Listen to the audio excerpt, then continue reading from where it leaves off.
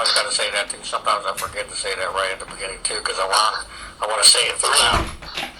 We are here with Harold J. Sullivan, host of the Sullivan Project. Yeah. How's that? That sound professional? Yeah, because I got to do that throughout that way. Cause like you said, if someone just comes in the middle of it, I mean, it'll be the start to the beginning, so it won't be live. They won't be listening to it. It'll be delayed, so they'll be able to start in the beginning and go through or fast forward, do whatever they want to it. But yeah, Greg's a good friend of mine. We met about like 15 years ago. That's a good. Yeah. We had tell him where? I mean, we could get into that if you want to do that. Yeah. Well, I'll tell you what. How about I describe our host a little bit? Harold, how are you? 44? For 43. I'll get it. Well, we could just say where we met, and I'll talk about my part later. You know what I mean? Okay. Yeah. All right. That way I get that, and then whatever you want to say, you can say. That's all. But yeah, I'm 43. Yeah. You're 43. Yeah. Yeah, me and Harold met in the psychiatric ward about 15 years ago. Yep. And, neither one of us were really crazy. I was in depression. Harold was having some problems with his family. And, we met after it, and we've been friends ever since. Yeah, we can say my mom, because, I mean, that was the deal. But I'll get into details later, yeah. Yeah, that's what she says. Problems with your family, That's, Yeah, but anyway, I've known Harold, and if you guys don't know, Harold's 43. He's been in his wheelchair his whole life. And, and just recently you lost your eyesight, huh? Yeah. A little over a year ago now.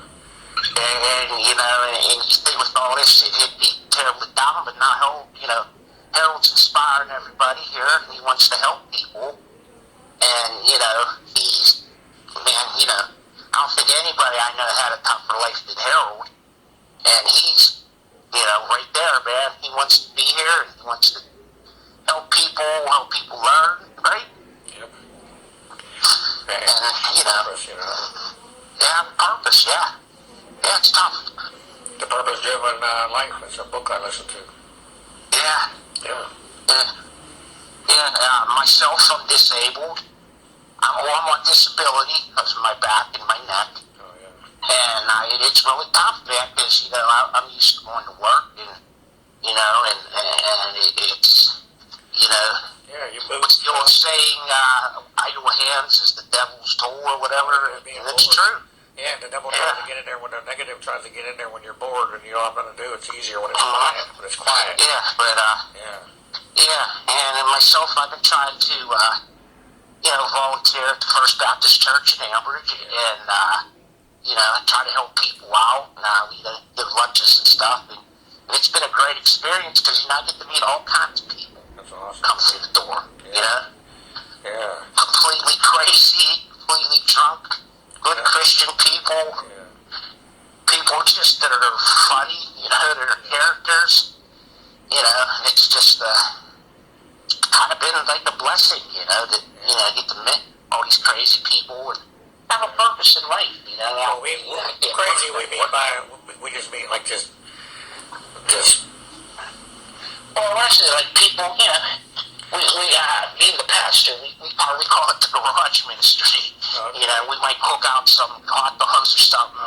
Whoever walks into the garages in the alley in the Ambridge from like next to 11th Street, Yeah, I know right. And if any people walk through, all the time. Yeah. There's some people need help.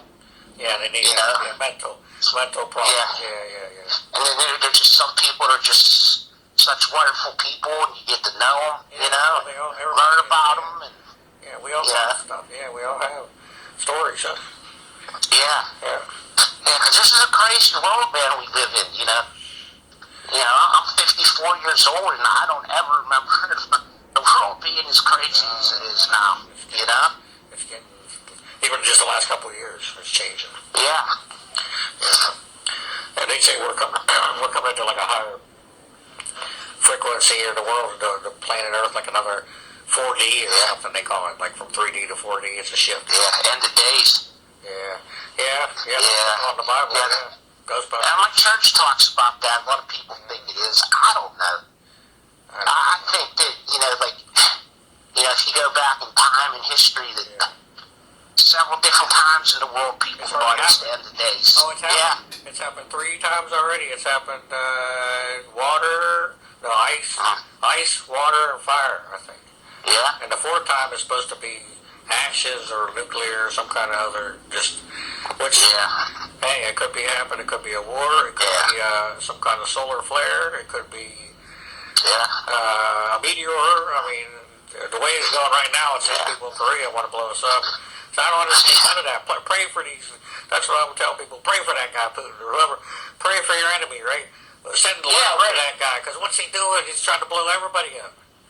I don't get into politics, but I don't want to sit here and be worried. And just like back in the 80s or 90s in Saudi Arabia, and being in school, that one day we're going to get nuked, and what can we do about it?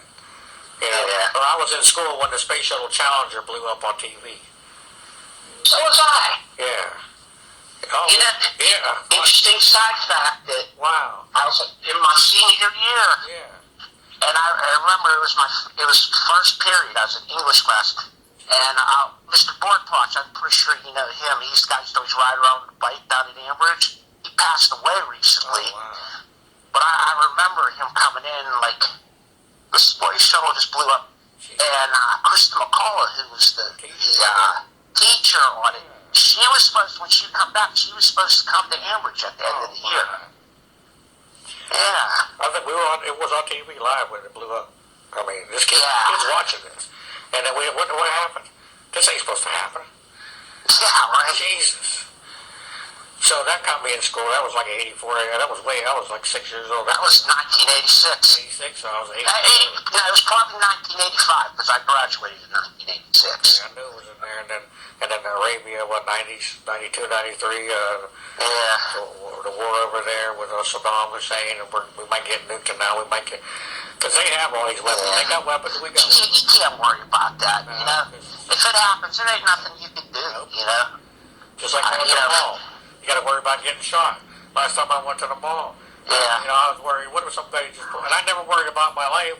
What if I'm eating and someone just pulls out and starts shooting? This is the shit. Yeah.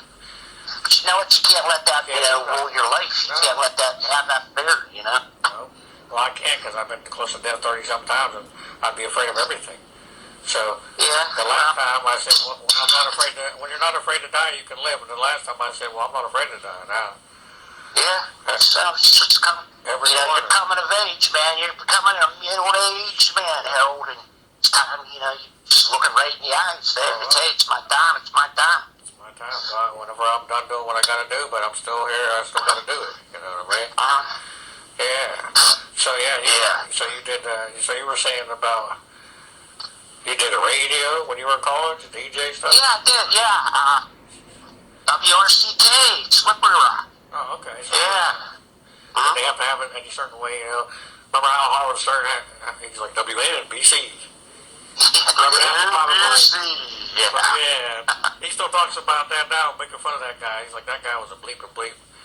Yeah. Because he made him say it a certain way. WNBC. Right? What's that? Paul Giamatti did a good job playing that guy. Oh, he played him in the movie? I only seen that one so long ago, but I think it was a good movie, right? Yeah. What's that character's name? Pig shit or something like that? Oh, that's what he called the guy? Yeah, something like that. It was some pig. I can remember listeners at home call in to let us know, you know.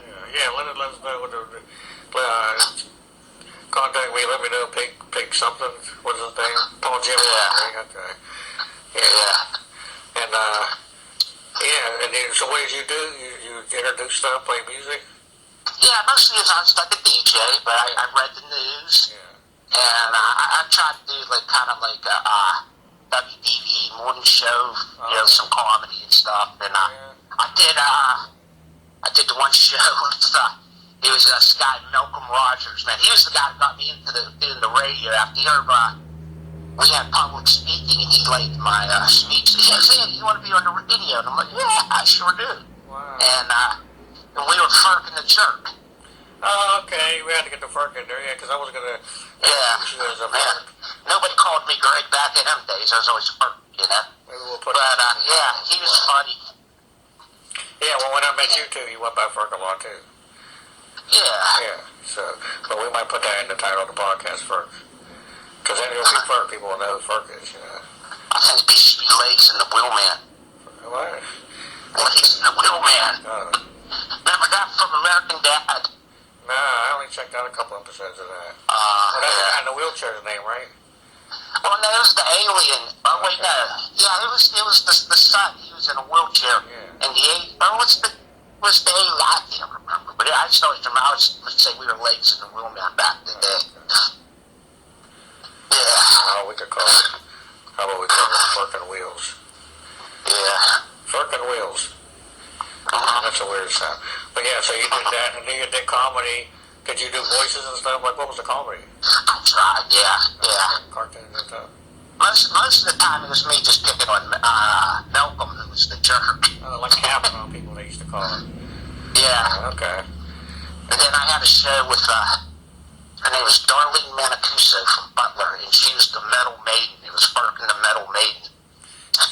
That don't sound, that sounds a little bit, yeah. And then, you know, we used to be able to play whatever we wanted, you know. Oh, really?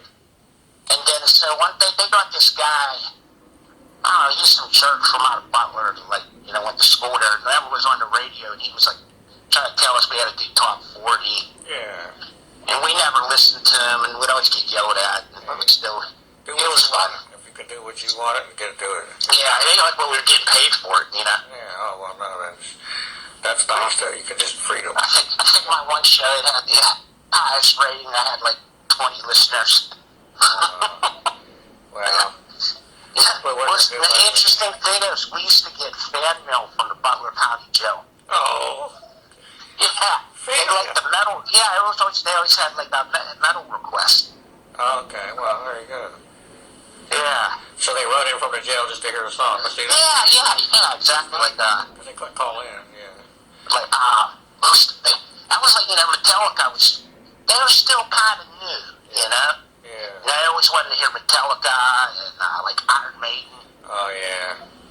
Speaking of that music, you were telling me about the Pink Floyd, and I did listen to a lot of that there that a couple of days later. That sounded... Oh, the Pink Floyd syncing up with the Wizard of Oz. No, what is that? Is that another one? Yeah, that's what we were talking about. Dark of the Moon or something? Or... Dark Side of the Moon, yeah. You play it with the Wizard of Oz, it all syncs up, sort of. Oh, I didn't know that. Yeah. No, you were just telling me about how good they were, and I said I probably know some of their songs. Oh, yeah. I went back They're and excellent. listened to that CD, and the first... Well, The first few songs, they're like, a lot of them are instrumental kind of, right? There's no words? Right? Is that right? Like, yeah. They're just cool music, and then there's some, like, one was about money, and there was a couple, but I remember 3 or 4 that I was like, okay, I knew who they were, I just didn't know the name. A lot of them were just instrumentals, there's no words. Fun fact about that, that album was on the Billboard charts longer than any album. Like from when it came out, I think 1973 or 72, it stayed on the charts till I believe the early 90s. Wow. Maybe not, maybe late 80s something, but it might still be on the Billboard charts, I don't know. Because I think there's like new young kids, because it's so good, you know, like there's always going to be that new generation, wow, this is great. Yeah, I mean... Especially like stoner kids, that's like the ultimate, like you put headphones on and, just listen to it. you know, listen, It's got the good music, like just the music puts you in that, like, almost like a hypnotizing, like, that's, then, it reminded me, I can't remember who it was, but it was just like an 80s, you know. I wouldn't say Ozzy stuff, but kind of. Well, Ozzy got that hypnotizing thing. I noticed that too. Oh, what I was going to say about instrumentals, I didn't know that they did instrumentals. I thought that instrumentals in movies, they just took out, like, you know, I didn't know that there were actually instrumentals. Yeah, Pink Floyd does a lot of them like that. I don't know if you ever heard Welcome to the Machine. Yeah. The instrumentals, they ain't my favoriteest. Or, not favoriteest, but favorite, you know. Yeah. But, they're good music, though. I mean, like, stuff. But I didn't know they were actually released, you know, on the radio. I thought that they just took out the words. So there was a few songs that I heard that I thought that there was actually lyrics to. You know what I mean? Yeah. When I was in my early 20s, like that, when I graduated college, my first big purchase was a CD player. Oh, wow. And I remember this guy showed me an article, and it was like the best like CDs to enhance your stereo and stuff. Yeah. And one of them was Dark Side of the Moon, the other one was the Beatles' Abbey Road. Oh, yeah, the Beatles. That's another one. Classic. Yeah, I had though, the Beatles. Like, they put me in some kind of mood when I listened to them. They do that. I mean, yeah, I mean, that's, you know, they kind of like cheer me up, but they do. They have some, you know, serious stuff here, you know. What's the one? Lucy in the Sky with Diamonds? Yeah. I'm like, wait a minute. And I'm like, wait, is this drugs? Because I hadn't listened. I didn't know, you know. Yeah. I just started discovering you know what that song is about? Is tripping or something. John Lennon and his wife, I don't believe, was Cindy Lennon. They're going through a hard time, and their son Julian was really upset about it. Okay. And Paul was, you know, hanging up, and he wrote the Julian Lennon, just a little boy, and he was drawing, and Paul McCartney asked him what he was drawing. He said, "It's Lucy in the Sky with Diamonds." Aw. See? You think they were either tripping out on something and came up with that? Yeah, so that's, you know... That's what I thought about the Beatles. Yeah. Yeah, that's like a lot of times that people just assume stuff, you know? Yeah, it's easy to put somebody down, you know? Well, I didn't think it was a bad thing. I just thought because, hey, when I come up... yeah. When you get started, well, you know, like, creative. the thing was Lucy in the Sky, LSD. Yeah. Yeah. That's what it is. It's LSD, right? So I was right. Yeah. Yeah, but it was about a little kid drawing a picture. But the title, yeah, well, that's where a lot of artists come up with inspiration from things like, you know, outside like that. The boy saying that, right? And okay, that's a title for a song. I mean, I've done that before, you know, all of a sudden I just hear, okay, that was... Yeah. Well, that's a thing, like, there's, you know, their song, Hey Jude, right? Yeah. Hey Jude. Yeah. I always thought that was like by Jesus or something. And really, that's about Julian Lennon again. He was upset about his parents were getting divorced. Yeah, it's spiritual, yeah. It's like a spiritual song, right? Yeah. Hey, Jude. Yeah. No, sing it, Harold, sing it. I don't know. I can't take a sad song. I don't remember all the... Make it better, better. All right, that's enough. I got the thing, I got the music in my head, but... I know. I'm not going to be able to start singing it. See, you get music, everything on this podcast. Hey, that's the Sullivan Project. That's peace, though, that song. I mean, how could you get upset listening to that? You know, It's definitely a toe tapper, you know? And the Beatles, or the Monkees, too. Remember them? Oh, yeah, I remember I've been Monkees. listening to them lately, too. They call them their rip-off, but they were musicians, too. You know what I mean? At first, they didn't even do their own music. You know that, right? Yeah, well, you know, Mickey Dolenz, the drummer, he was like the funny guy. Yeah. He was an actual musician, and so was Michael Nesmith and them. And Davey. Yeah. Remember Davey? The only one I think that really wasn't was David Jones, who was supposed to be, you know, he sang some of the stuff. Well, he was a singer, yeah. Davey Jones. Yeah, but actually, Mickey Dolenz did a lot of stuff like on the show. This is Davy Jones. He was lip syncing it, and it was Mickey. Really? Yeah. Yeah. Wow. Because Davey was the heartthrob. They took him, he was like 15, and put him on to say he's going to be the star of the show. I thought he was a singer. Oh, yeah, because he was the kid, you know, he reminds you of Paul McCartney or whoever. He was, language. But Mickey was the star. Mickey played the drums, Mickey sang and wrote parts of the songs. Yeah. Oh, yeah. Because I seen him back in the, Did you see the concert? yeah, back in the 80s, and Mickey played guitar the whole time. Yeah. He sang most of the stuff, yeah. Yeah, my sister went to see them. That was one of the ones she went to in the 80s. Yeah. That's awesome. That's one thing I wish that them guys, but it was only 3 then, right? Because they broke up after a while. No, they never broke up. They just, you know, Okay. the show ended, and nobody sponsored them no more. And then, you know, someone around said, hey, let's get the Monkees back together. We'll make a lot of money. Yeah, but for a while they only did 3 of them on a tour. They didn't do a tour. Yeah. Yeah, I think they've toured recently. The guy with the hat. And it was, Mike. Yeah, he's passed away. Yeah. Yeah, Mike quit. Yeah, he did one show like 10 or 15 years ago again. Because I checked it out on YouTube because I wanted to know when it was time. Another interesting fact. Okay. Yeah. you know, when they were casting Fonzie for the Happy Days. Oh, yeah. It was between Henry Winkler and Mickey Dolenz to play the Fonz. Oh, wow. I didn't know he was that cool. I mean, Mickey's cool, but... Yeah. The Fonz, Henry Winkler. Remember when Ozzy covered Henry Winkler beads and he bit his head off? Did Ozzy really do that? Do you remember? What's that? Did he really bite something? He bit a bird head off and spit it? Ozzy? What happened, okay, this is what Ozzy says. That somebody threw a bat on stage, okay, and he didn't realize it was a real live bat, so he bit into it. Oh, God. And then he did it, and he was going to, and Ellis Cooper said, no, don't say you didn't know, act like you did it, man, because, you know, you're firing everybody up, and I've been listening to Ozzy lately, a couple, if I could close my eyes forever, with, and then, Dark, what's that one, Dark of the Moon? Bark at the Moon. Yeah, Bark at the Moon. And there's another one. Crazy Train? Yeah, those three there. Well, Crazy Train, people know from the TV show, that was the theme, right, from the Osbournes. But Yeah, but it was Pat Boone singing it. Oh, that was him singing it on the show? No, you mean Crazy, yeah, that was Pat Boone did No, the one with Crazy a cover of Train. all these heavy metal songs. Yeah, did Ozzy, did he have like an echoey, like a, you know, a weird thing with his voice, right?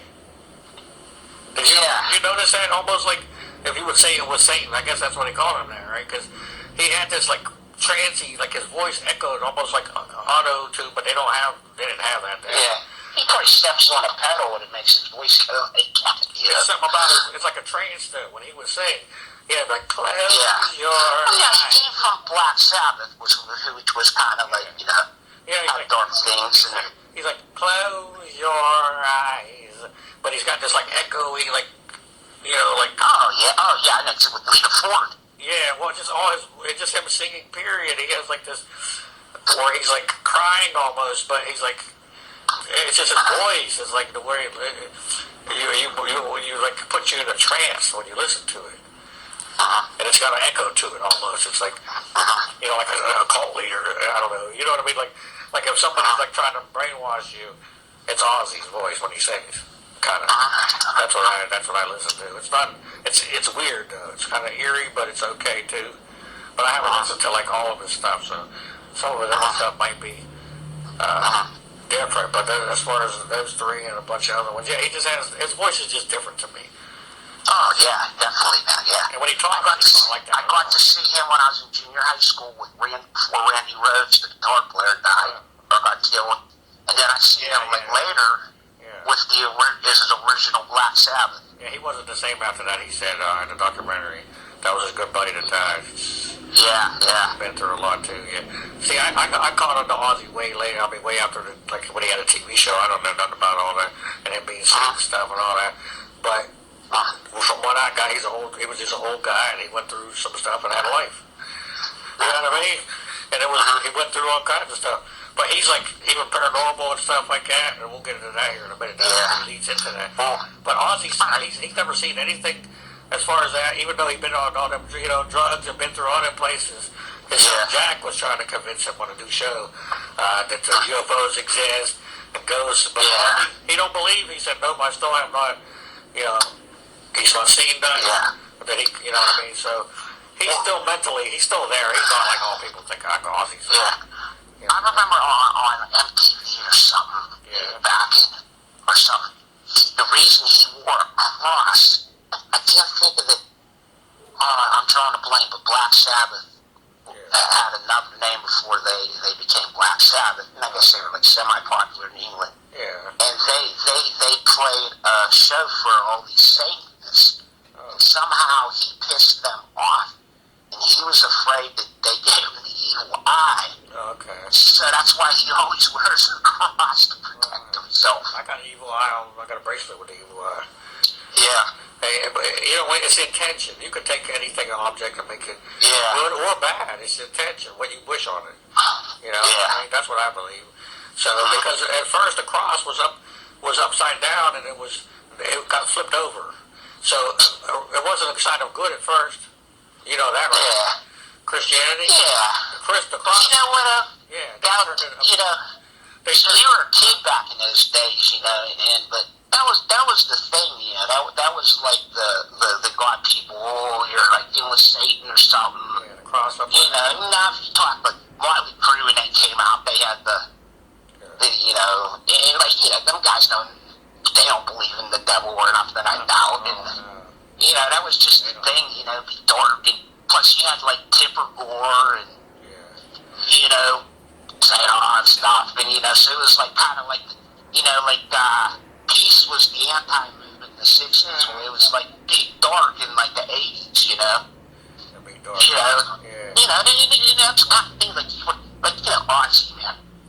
When he first came out, he's gonna, you know, he's ruining our youth and, you know, Satan and stuff. And now he's like the national treasure. You know, he has a show on the History Channel with his kid. Where What's it called? Yeah. I think it's something, Jack and Ozzy Tour America or something. Well, they quit I think Jack Osborne's a really funny, clever guy too. He's one of my favorites too. Yeah. He does a couple ghost hunting shows now. Jack does, and then he has. I never seen any of it. I heard the Portals. It's called Portals to Hell. Yeah. Oh, okay.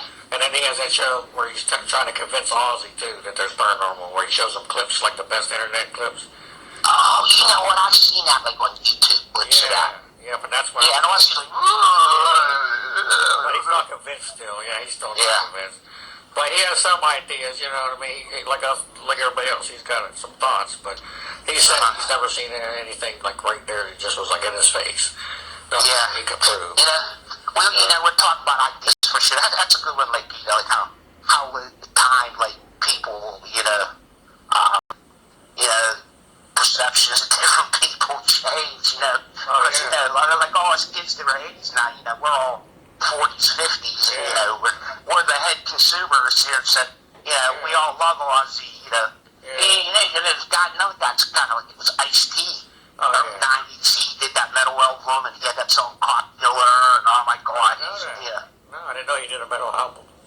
Oh, yeah, I'd have to play for you sometime. Ice-T, okay. Yeah, he had the song. You know what's crazy, too, is I had that CD, and that song, I never listened to that song. I don't even remember it being on it. And then until one day somebody said, oh my god, this song's about killing cops. It was probably like the worst song on the album. It was the last song on the album, and I don't think anybody listened to it except for like the Christian right or whatever. And they made it, you know, they made it popular. It went to, you know, it wasn't, you know, I don't think it was very successful until they did it. Wow. Yeah. Now he's, you know, he's like, he's doing commercials for Tide. Yeah, him and Stone Cold, right? Yeah, he's Finn Tortola on Law and Order SVU, and everybody loves him now. Wasn't he in that movie? No, that was Mario Van Peebles, where they were hunting people. Or was that him? In what? Where they were hunting people. That was yeah, he was in that. Yeah. That's one of my least favorite movies for some reason. Yeah, that movie was one of the first movies like that, besides Running Man with Schwarzenegger in the 80s. Yeah, they did one with him, and they did one with Jean-Claude Van Damme. Yeah, I didn't know that one either. Yeah, I think they're like 1 and 2, but they might be 2 different movies, but it's pretty much the same concept. A bunch of rich guys hunting, you know. People let them go, they had to start, that's messed up. Yeah. Remember you were telling me about hunting soundtracks. One of the soundtracks I used to own was Nightmare on Elm Street 3 had Dawkins. Remember Dawkins? Yeah. Yeah, Dream Warriors, Into the Fire. Remember that one? Into the Fire. I had that. I saw Don Dawkins was the guitar player one time when I saw Ronnie James Dio. Oh, yeah? Yeah. I think they had a song, In Your Dreams or something. Dream Warriors. Yeah, from A Nightmare on Elm Street, Part 3. Not gonna dream anymore. Maybe tonight you'll be gone. See, that means... I don't think I know that one. It means something to me because it talks about dying. Like, dying in your sleep and I have sleep apnea. So the Dream Warriors to me is like people surviving. Yeah. And it was made for the Freddy movie. Remember when the kids got together and they were trying to use their dream abilities to fight Freddy? So it was called the Dream Warriors. That's kind of why like Nirvana never wanted to print lyrics. That was a Pearl Jam. Because they wanted people to have their own meanings for the song and what it meant to them. Yeah, because everything's different. And every perception is reality. We all have our own different reality. Seriously. Yes, yeah. We live in the same place, kind of, but we have different. Everything's different for everybody. And people don't realize that when you say something to someone, they think that it's the same thing, but it's not. It's different for them. Yeah, or vice versa. It's crazy. But the paranormal, you were telling me stuff about that too. You've experienced some crazy stuff. Oh yeah, man. Besides, like what went on in my apartment, what else? Yeah. Well, I don't know. I've never really seen anything in your apartment. No, you didn't have much there. I'll be honest with you. You have the EMP meter, and I noticed if I put it up on the pipes near your wall, it would go off. The EMF, and the K2. And then one day you had the freaking phone on messing with me. Remember you dial numbers on your cell phone? Because, the EMF field, it picks it up, and if you... it was blinking. I'm like, wait a minute. Yeah, this is to let people know, too. I mean, if you get a cell phone here... I was trying to contact Snoop Dogg. When you dialed the button, though, it was dialing the meter. It was making it blink. So it does prove interference. What about that? Yeah, because you were behind me. I'm like, wait a minute, we got contact. Yeah. Here you're back there dialing your phone, and it's making the K2 meter go off. Yeah, see, we didn't get one because you were joking around. But not there, but like you. And what about Amber? Yeah, I remember, man. I was loaded then. I was pretty drunk. I remember the skill. I think he had a play-off game or something. We were asking him to make drugs or drinks for you. You said, "Hey, can you make a martini?" And I was gin and juice. Yeah, I was something. It had something to do. I was trying to get Snoop Dogg or something. Yeah, they ain't gonna. The spirits ain't gonna react to joking at them. Unless they think they're funny, but other than that, what about the? I was just trying to entertain the kids watching it out. Well, I don't know how many people saw that video. My kids seen that. Oh, they did see it. Okay. They saw that video with their little kids. Well, I was asking them how to make a drink. I don't know. You got a chance to contact spirits, and you're asking them how to mix a drink for you. Oh, it's thirsty. It's like if Jesus walked down to you, what would you? You know what I mean? I wouldn't. I would just talk to him. You know what I mean? But that's what people say. Hey, if Jesus actually showed up, what would you say? You know what I mean? Yeah, right, man. I don't know. I was thinking nobody would believe him. You're not Jesus. Nobody's gonna believe you. Well, I'm just saying, like, if Jesus personally showed up to you in your room, what would you say? You know what I mean? That's. Yeah. What can you say? I just assume he knows everything. I was just more like, so what do you want me to do? You know? Yeah, just talk to him. Say, hey, what's up? I want to know this or that, whatever. I don't know. What are you here for? How can I help you? You know what I mean? What can I do to make it better? But that's what people ask you that. But have you? Yeah, but you know what, Harold? What would you do if he said, I came here because I heard you make some good gin and juice, you know? Well, see? I guess he wants a gin and juice. But I can't do You it. never know. He'll know I can't mix it. I can't make it with my hands. So he won't ask me to make one. He might ask me to get someone else to do it, but yeah, what have you experienced on your own though, growing up, or just like spirits or anything like that? Anything? As I got older, I noticed, man.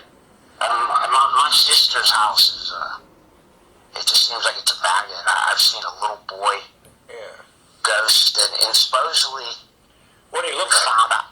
He looked like a little kid, like you would see like like a little boy, like remember he had like a little blue striped hat, if I remember right, man. Okay. That blonde hair. And then we found out later that the house where her house was built, there used to be a playground, and there was a little boy that fell off, hit his head, and died. Jesus. So he was just hanging out, wanted somebody to hang with, play with.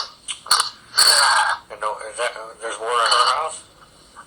Yeah, she has 2 guest bedrooms, and different times I slept in the ones, and usually I was sleeping with my sons when they're younger, because I was divorced, I'd get them, and they like to go to their aunt's house for the weekend, and and then it was an old lady, man, and one of the really strange things that happened, my brother-in-law passed away, like, right before Thanksgiving. And my sister was so, down and depressed. My other sister at the time was living in Harrisburg, and they came and picked her up for the holiday and stuff. But she had 3 dogs, and I had 3 dogs, and I was divorced at the time. And so I brought all my dogs over. Gee, 6 dogs. Yeah, it was 6 dogs, yeah. And, it was Thanksgiving morning, and I woke up, and I was seeing this girl, Jessica, at the time. She told me on the phone, and all of a sudden it sounded like there was a party going on. Oh. And she could, like, even hear it over. She goes, you're having a party here. I stayed in my sister had a big California king bed, and all the dogs were laying on the bed around me. Okay? And it was crazy. It sounded like there was a celebration going on. Yep. And then I heard it sounded like 2 women, because I'm up on the 2nd floor. Yeah. 2 women walked up the steps, okay? Yeah. Everyone, like, and I heard them say, "Who's that?" And then, like, I never actually seen them, but it was like, they were there at the door. Yeah. Wow. Yeah. And I've taken pictures. She has this giant, beautiful picture window in her living room. Yeah. And I've got orbs. Oh, okay, orbs. I'm still iffy on them, but I've seen them with my own eyes.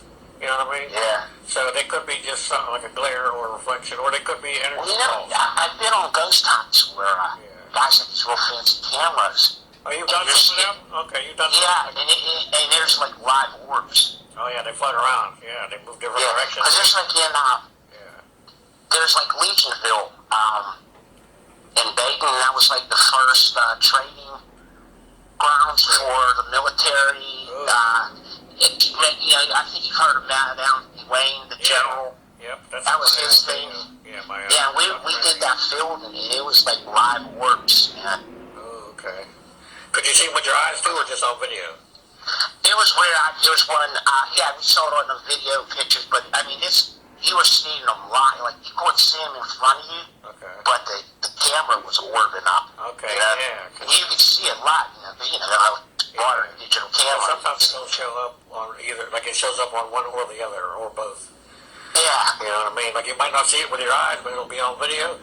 Because it was weird in my apartment. I had stuff show up through the camera lens while I was looking at it, but I couldn't see with my naked eye in person. It was weird at the same time. Yeah. Like, how's the video picking up, right? Yeah. It's on a different spectrum, a different color, a different level. And the video picked that up. But I do believe that there's some orbs that are real. They're energy balls or scared before they manifest into a body or what, like a form. They're just little balls, energy balls. That's all, and that's how we can see. Yeah.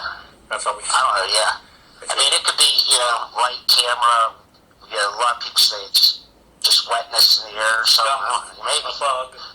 I mean, because I've had that too. But there are. But like I said, you see it live like that, man. I mean, it's really wild. And the way they move around, like, real fast, like from like a UFO, right?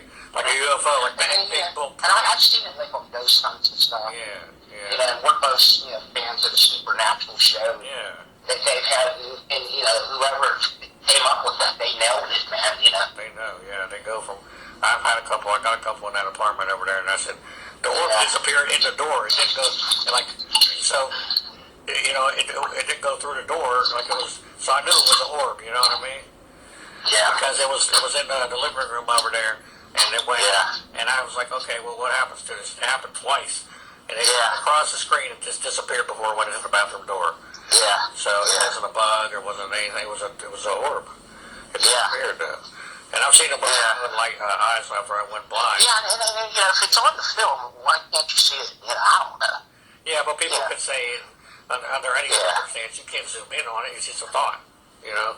So they could say it's a bug. It's dust in the wind. Yeah, well, it's always going to be a thing, Yeah. And like I said, I leave my mind open.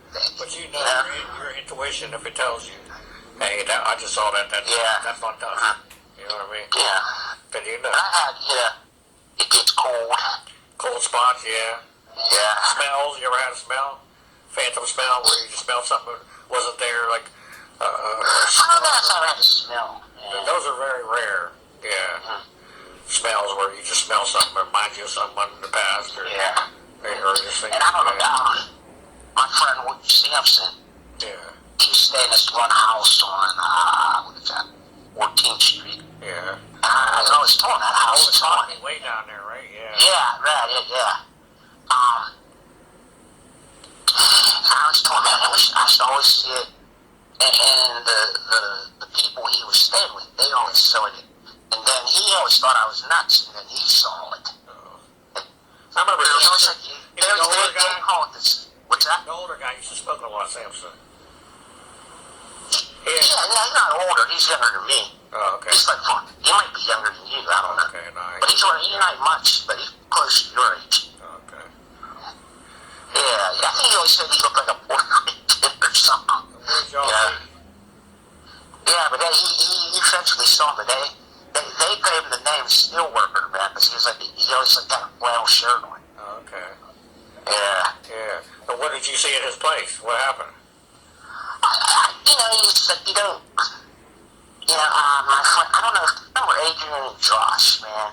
They used to live next door. His house was like abandoned and all torn down. And somehow this house that was totally dilapidated they restored it. These people were living in it. And I don't know, but I just always see it. There's like a ramp in it. It's kind of like probably at one time it was like a wheelchair ramp.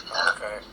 Oh, I know what you're talking about, because that was that place I was, remember I needed some wood when I was trying to find a place. Remember, I was like, just go take that wood off of there. I don't know, this was pretty bad shape. Yeah, well, yeah, that's what you told me. You said we can't use that wood. Yeah. Yeah, I know what you're talking about. That place is creepy. There was a wheelchair ramp somebody built there. Used to live there, and they were. It might have not been. It just might have been a fancy porch or whatever, but at one time. But yeah, the place is like we used to go in it when I was young. It was back in the '80s, man. It had like a huge floor, like a big hole right in the middle of the living room floor. Oh God, that's scary. Yeah, I couldn't believe somebody redid. I don't understand how you would just tear the whole thing down and just build another one. But there was this guy. And for years, even before like when I was young, man, I remember seeing that guy there. What guy? The steel worker? Yeah, and it's just like an old guy, like guys that were like my dad's age. They're all serious, big square head, flannel shirts coming from the middle. Inside there and outside? Yeah, well, I know. Yeah, I've seen like when you see something, you see it right for a blink, Yeah. But you went inside, and he was in there too, and outside? No, I never see him. I always see him outside, like going up into the porch or up the steps or something. You went in with your friend. He wasn't in there? Nah, I never seen him in there. Nah. Okay. I always wanted to see him, but nah. You just saw him outside when you were going by or looking or just there? Yeah. That would be creepy to be in there, just turn around, he's right there.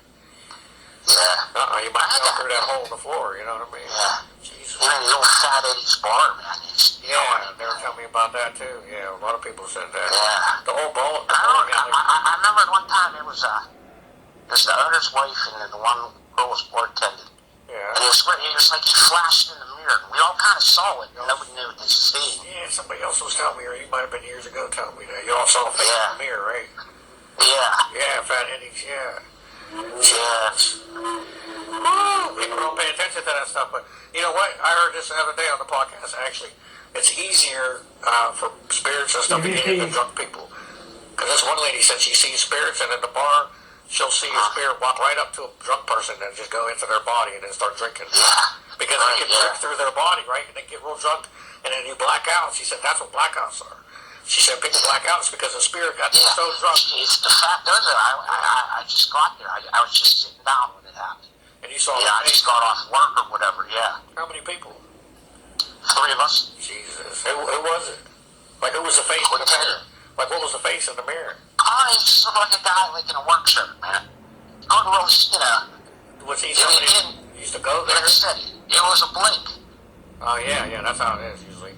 Say, when you hear something, it's like a quick blink, like a 1 second. Yeah. Was he somebody that worked there, or lived there, or you don't know? Or? We don't know, I mean, God, then, them buildings are like over 100 years in downtown Cambridge, That whole town is so Zalakluba, jeez. And then, what was the other one there? Matt Anthony's, right, little girl, they said? The bar, I think Carl was telling me that one day. That and Norman and you were telling me about they did a radio show. Didn't they do a radio show at Matt Anthony's on Halloween? Saying it was haunted. Oh, yeah. That's a place that's haunted, man. Yeah, we're there. Yeah. Yeah, it was weird. All the music shut off and then all the lights shut off. Jesus. And then it was like it got just like a cold breeze came through real quick. And then it went off back on and Yeah. There was hundreds of people there, man, yeah. Yeah, see, that's what somebody told me, Norm. I mean, and we even said, we were the firehouse was, that was, right there, that's the building, yeah. Power bill off it? No. Those are, Yeah. Lots of people told me that. I mean, it could have been, the Fox sisters, that, screwing around people, I don't know. When I started, 15 years ago, when I started asking questions in Ambridge about, hey, do you think there's anything on it? Everybody, that's the first thing they said was that place, Matt Anthony's. Yeah. So I'm like, there has to be something there. All these people saying the same thing. They said there's a little kid there or something, some young person. Yeah. Jesus. But anyway, the fun time we were about, you hadn't worked graveyard for old Carter. Me and you were down there, and we were filming. We didn't see nothing, but you said when you went back with your sister, you thought you saw a little kid. With Randy, yeah, it's on that video. For people, Harold Sullivan 78 on YouTube, and if you check out Is Ambridge, Pennsylvania Haunted?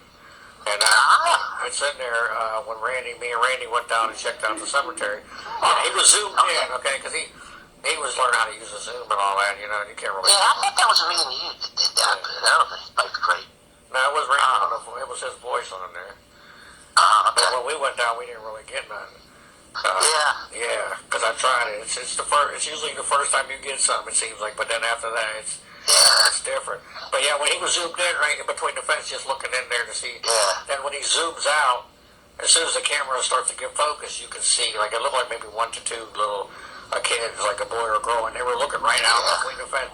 And as soon as the camera focused on them, they moved out, they moved away, So it was intelligent. They knew the infrared all of a sudden, maybe they saw the infrared light, but they're there. If you watch it, I got it in slow motion.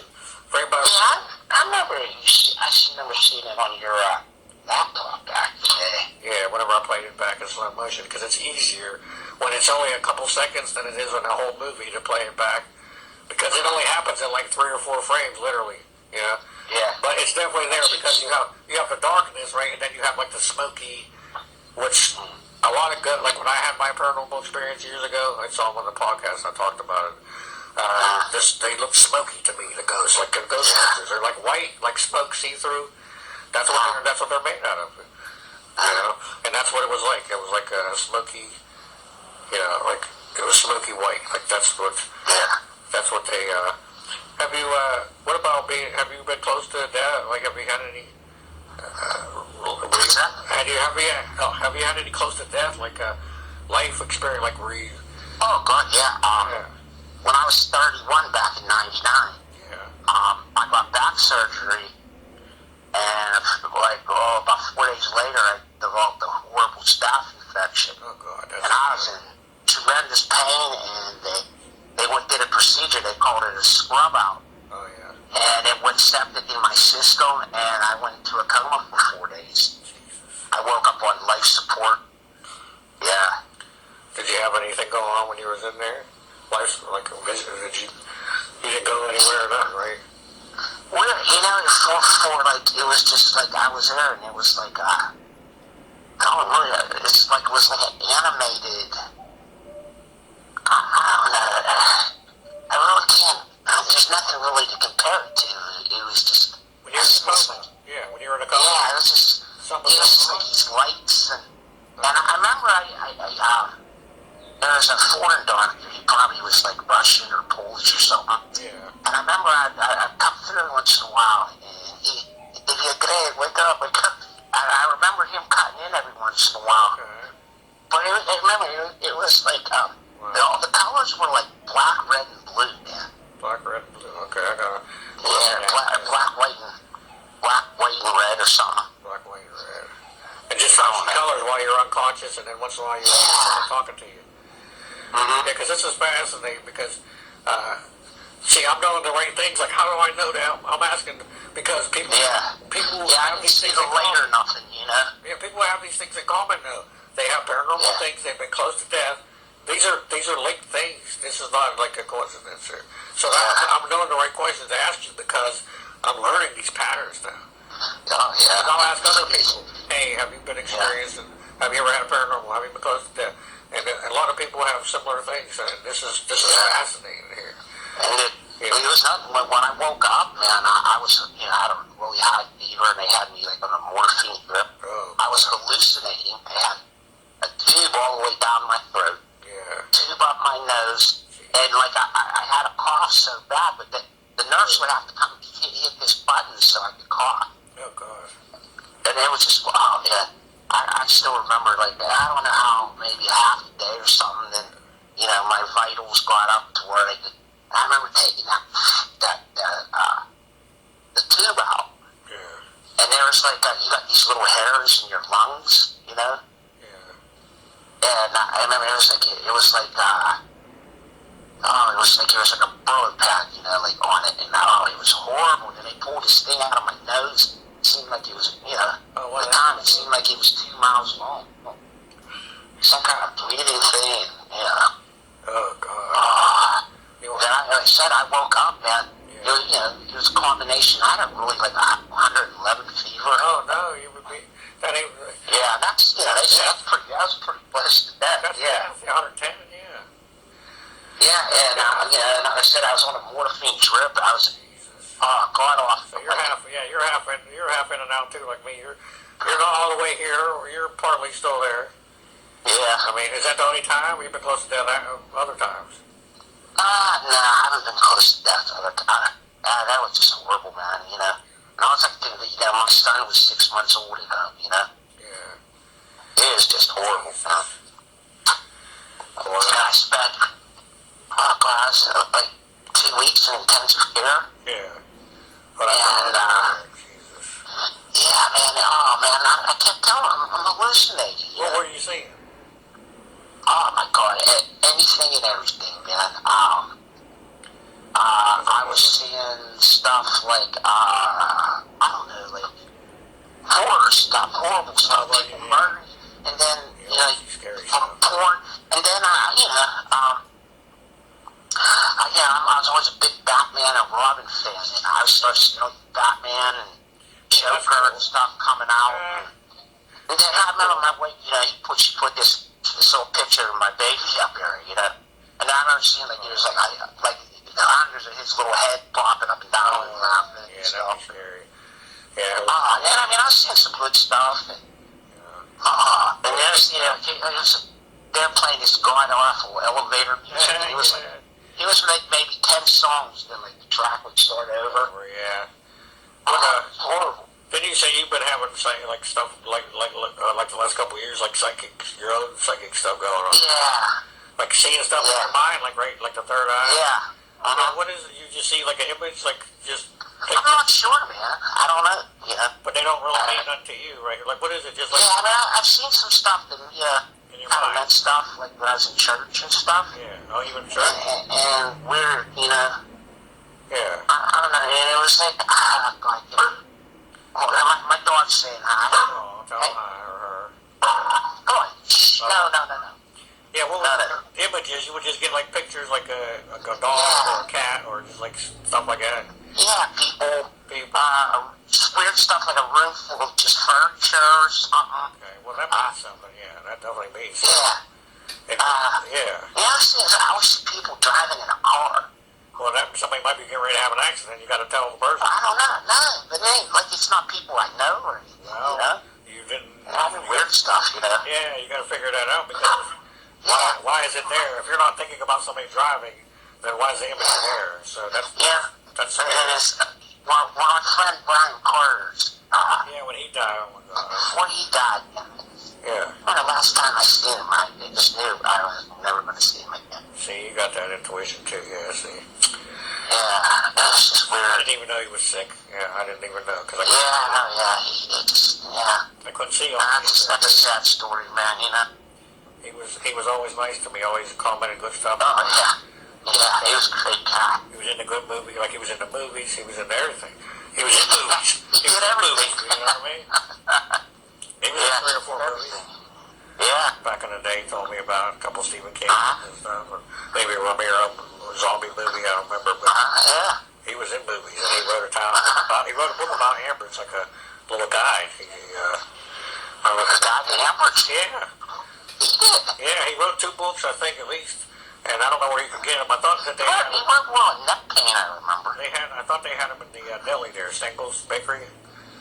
Randy's Jeez, I don't know, man. Yeah, You never know. about it, Brian, yeah. he They were giving them out. talents. Yeah, they were giving them out for free years. This was 15 years ago or whatever. He had a couple books. He just wrote, I guess, like He wrote it when he was 10.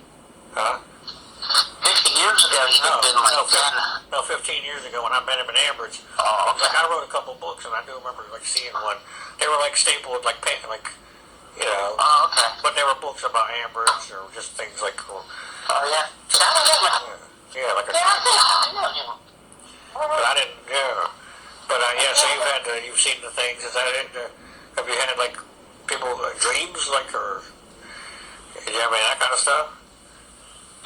Nah. Yeah, I've had some dreams of Brian and stuff. No, I mean like weird dreams or dreams that came true or people call them or like other psychic stuff like that, like weird dreaming stuff that happened.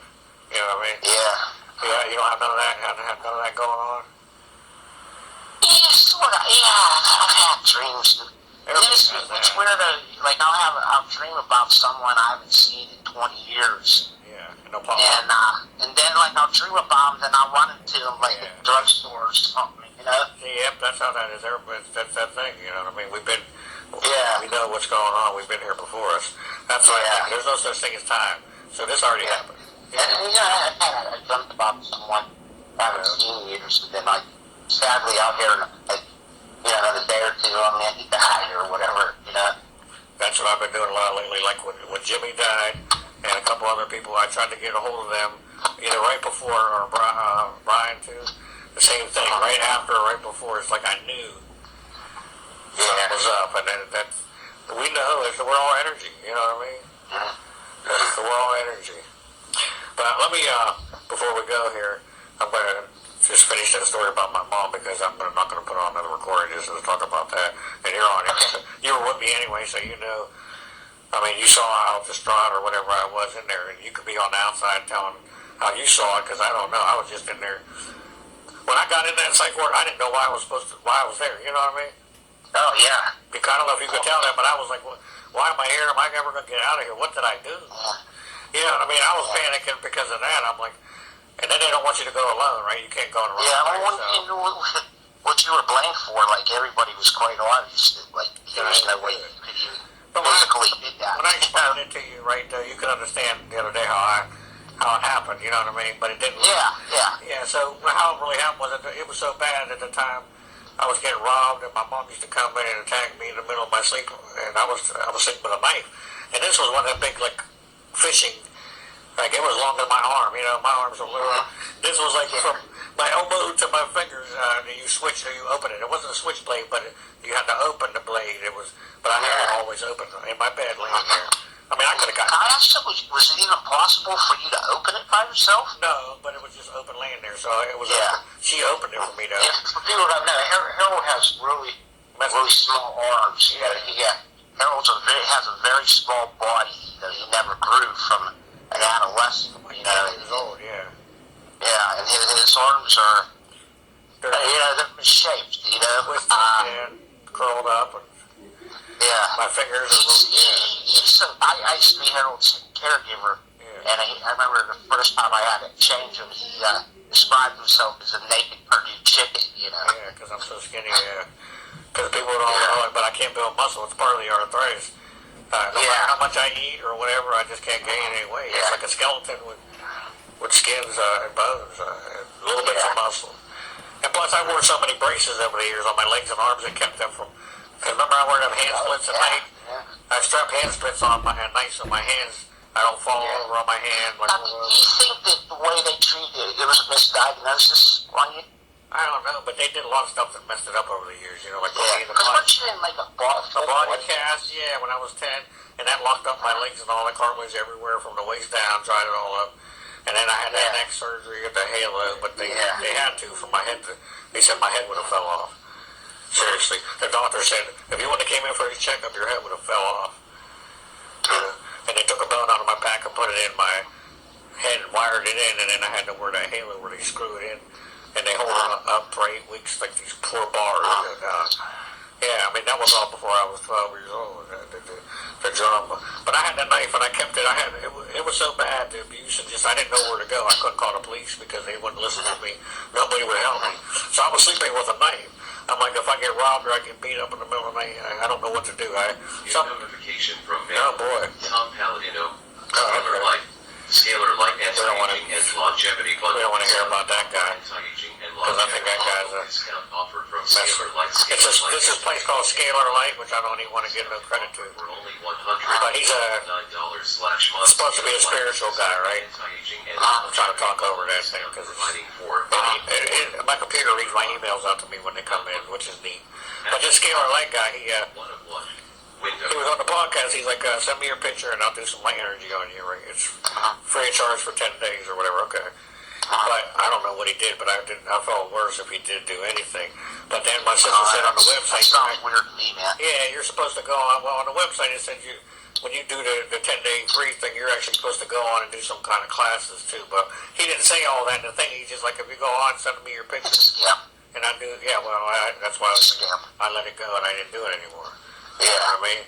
But I did go for Reiki healing one day. I'll tell you about that in the future. They got ladies helpless that does that, which I don't think I'll do that ever again. But yeah, I was thinking about that knife ring, and so my mom used to call the police all the time on me because she would do things to me and then say I was coming at her, you know. And the police are like, well, leave her alone. You know, I'm attacking her instead of her attacking me. And she would even record me on her phone and her voicemail. She would come back in my room and like be hitting on me or doing things to me, and then she would record me screaming and yelling like I'm a fool. And then she'd call up people like adult protective and this and that and say that I'm abusing her. And one time, that might be a little bit too much information, buddy, but you know. Hey, I don't have hey, I got nothing to hide. This is the truth. Right. I had to deal with this. And one time, well, this went on for 15, 20 years. The police didn't want to come back no more. They kept saying that, you know what I mean? But what could I do? I wasn't doing nothing. You know, I used to go in a urinal, right? Pringle can or whatever is what I had to go pee in at the time. Yeah, I don't care. I got nothing to hide.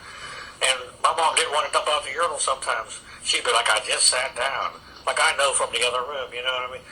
So I couldn't pee one time. And so I took the urinal and went out in the hallway and splashed it on the floor so I could come back in the room and pee. What else was I going to do after holding it for hours? You know? Yeah. She's like, I'm not getting up and dumping it out. So you know what I did, which was wrong at the time. I shouldn't have did it. I turned the stove on, right? The gas, like not the oven, but the lighter part.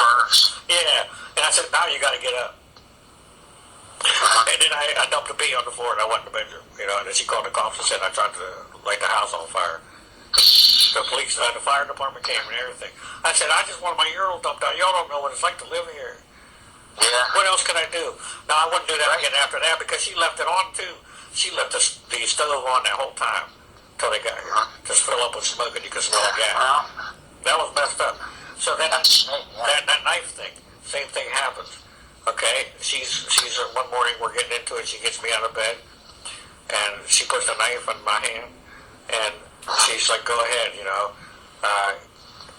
come at me or whatever." And she put her arm right there in front of the knife. And I don't even remember if I moved or she even moved towards. She might have moved towards the knife just a little. If anybody's listening to Harold couldn't kill himself, let alone his mother. You know? Exactly. Well, yeah, exactly. Yeah, he's not physically capable. Well, if someone holds their arm out and lets you just continually stab them over and over, then I guess it's possible, right? Yeah, they would have, but yeah. Yeah, but she actually did. Either she put her arm to it, or maybe I moved it just a little. But she did get pricked just a little on her arm, just like not even like a paper cut, but it just one drop started dripping. And then all of a sudden she's flipping out. You stabbed me, and I'm like feeling bad already because I'm like, wait a minute. And she had the disease where you bleed real easily. Like when she went in for doctor stuff, she had to take medications, and because of the bleeding. And she literally let it keep bleeding, and she threw it on me, like all over me, and called the police. Please, Yeah, you know that's what you know it led to you getting out of there and moving on. Getting better. I had to. God, and I tell God too now. I said, hey, whatever. I just want to get better. Whatever it is, I don't know what's better for me. But at that time, I had to get out. That's the only way I could get out of that situation. Yeah, so that's kind of the way it was a blessing, And I forgave her later on when she got sick and bedridden, and hopefully she forgave me. And no, I didn't mean to never would mean to, but I shouldn't even have to sleep with a knife. I was robbed so many times, and just, like I said, I had bloody noses and she used to hit me in the mouth, and then my lip would bleed. She said, well, your buck teeth shouldn't get in the way. You know what I mean? And that's wrong. I don't want to rub no dirt on her, but I forgive her. Because she had issues, apparently, because why did she do that, We all got, when someone lashes out, it's because they got something going on. Yeah. I think she was bipolar. She had all these different, because she'd be nice one minute, you know what I mean? You met her a few times, right? Yeah. And then she'd be chasing me up the streets, like smacking on me and stuff. She definitely had issues, bro, But she don't have no more. Yeah, she don't have them no more. And one day we'll be together, and she's, like I said, she's come to me, and it felt peace, and I'm glad for that. She's okay now. And that's what makes me forgive her. And when something happens, you don't have to forgive, but just forgive it. And let it be a lesson. And you don't have to take it as a negative thing and carry it with you forever. Try to twist it around, make it good, and carry that good with you. Right? Right. Amen. Amen. Sorry. Okay. All right. Here with Greg. What's up, Harold? On the podcast. Yeah, it's Harold here. Yeah, I always got to say that too. Sometimes I forget to say that right at the beginning too, because I want to say it throughout. We are here with Harold J. Sullivan, host of the Sullivan Project. Yeah. How's that? That sound professional? Yeah, because I got to do that throughout that way. Cause like you said, if someone just comes in the middle of it, I mean, it'll be the start to the beginning, so it won't be live. They won't be listening to it. It'll be delayed, so they'll be able to start at the beginning and go through or fast forward, do whatever they want to. But Greg's a good friend of mine. We met about like 15 years ago. That's a good. Yeah. We can tell them where. I mean, we could get into that if you want to do that. Yeah. Well, I'll tell you what. How about I describe our host a little bit? Harold, how are you? 44? For 43. I'll get it. Well, we could just say where we met, and I'll talk about my part later. You know what I mean? Okay. Yeah. All right. That way I get that, and then whatever you want to say, you can say. That's all. But yeah, I'm 43. Yeah. You're 43. Yeah. Yeah, me and Harold met in the psychiatric ward about 15 years ago. Yep. And, neither one of us were really crazy. I was in depression. Harold was having some problems with his family. And, we met after work. Crap. No, I came down and looked at it and it had like 7 minutes left on it. So I went downstairs to do the close. Didn't think I was down there but for 5 minutes.